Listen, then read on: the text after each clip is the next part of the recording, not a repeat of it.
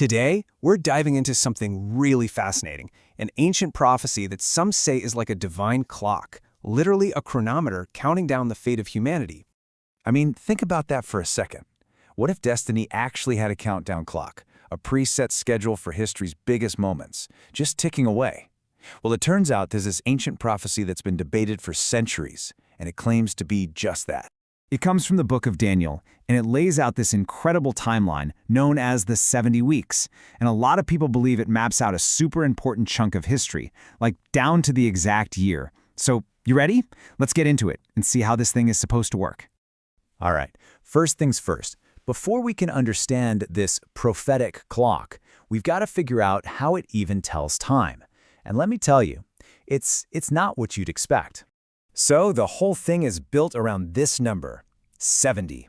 70 weeks, to be exact. But pay attention to those quotation marks, because we are definitely not talking about the kind of week that ends with the weekend. This is where we get into this really cool idea of a prophetic week. A lot of interpreters use something called the day for a year principle. It's pretty much what it sounds like. One day in the prophecy equals one real year in history. So if you do the math, a week of 7 days becomes, you got it, 7 years long. Okay, so let's put it together. 70 of these weeks, and each one is 7 years long, that gives us a grand total of 490 years. This number, 490, is absolutely central to the whole thing. It's the foundation, so don't forget it.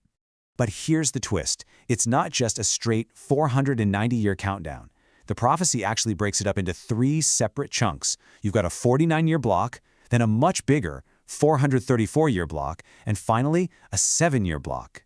It's like a timeline with built-in chapters, and figuring out what happens in each one is the key to the whole puzzle. Okay, so now we've got the blueprint, right? 490 years chopped into 3 parts. Now for the really interesting part. Let's see how people have tried to line up the first 2 pieces, that's 69 of the 70 weeks, with actual real-world history. So, according to a lot of interpretations, the clock starts ticking with a very specific event, a decree to go and rebuild Jerusalem. The prophecy says that from that moment, it'll take 49 years for the city to be rebuilt. Then, way down the line, 434 years later to be exact, an anointed one, basically a messianic figure, is supposed to show up. But just as this figure appears, the prophecy takes this really sharp, dark turn. The text says that this anointed one will be cut off and shall have nothing. It's a super dramatic moment, and it marks the end of that 69th week, which leads us right into the biggest mystery of all.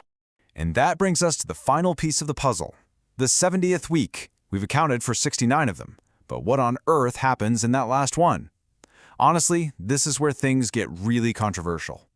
So, what's the deal with this final 7-year period? Is it something that already happened ages ago? Or is it something that's still waiting to happen in our future? This one question is huge, and it splits interpreters into 2 completely different camps. Okay, so in one corner, you've got the folks who take a historical view. They believe that final 7-year week happened right after the first 69, way back in ancient times. Prophecy fulfilled, case closed. But in the other corner, you have the futurist view.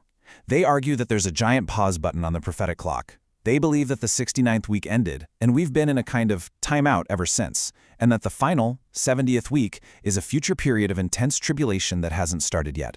So no matter which side of that debate you land on, or even if you're just here because it's a fascinating piece of ancient literature, you really can't deny the massive impact this prophecy has had. So let's talk about why it's still such a big deal today. So why should we care about this ancient puzzle? Well, for starters, it's basically ground zero for eschatology. That's the study of end times, in both Christianity and Judaism. For literally millions of people, it's the lens through which they view history and even their own destiny. Plus, its influence is everywhere. You see it pop up in books, in movies, in heated theological debates. It's just an amazing example of how an ancient text can stay so relevant and keep people talking for thousands of years. And that really brings us to the final big question, doesn't it? Is this thing a literal roadmap from God, laying out the future for all to see? Or is it maybe more of a powerful symbol, a reflection of the incredible hopes and fears of the people who first wrote it down? Maybe the truth is somewhere in the middle, but in the end, that's something you have to wrestle with yourself.